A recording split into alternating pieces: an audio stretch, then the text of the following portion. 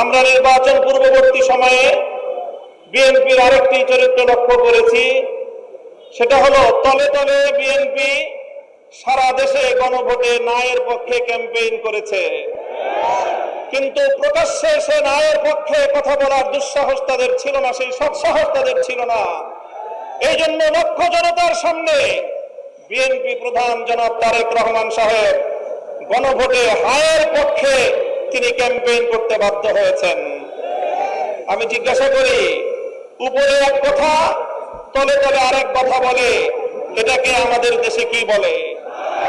মুনাফিকি বলা হয়। তাই আজ বিএনপির রাজনীতির দুই বুনিয়াদ, দুটি নীতি জাতির সামনে স্পষ্ট। এক হলো মুনাফিকের রাজনীতি, আরেক হলো সুবিধাবাদের রাজনীতি। মনে রাখবেন, জুলাই বিপ্লবের রক্তের উপর প্রতিষ্ঠিত নতুন বাংলাদেশে সুবিধাবাদের রাজনীতি, মুনাফিকের রাজনীতি বাংলার মানুষ সহ্য করবে না।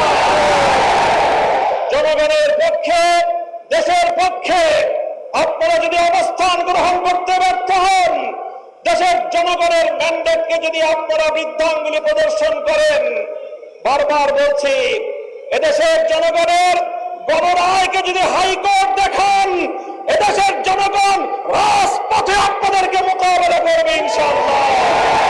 70% জনগণের বিপক্ষে গিয়ে দেশের ক্ষমতার মস্তদে টিকতে পারবেন না।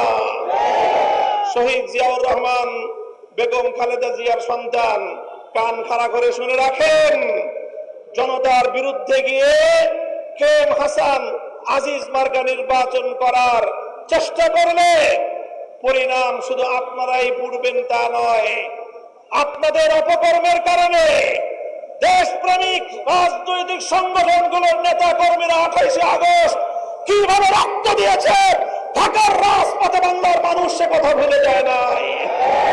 আপনাদের ভুলের খেসারত দিতে হয়েছে আমাদেরকে। 25 বছর পর্যন্ত গুম, খুন আর হত্যার রাজনীতির শিকার হতে হয়েছে।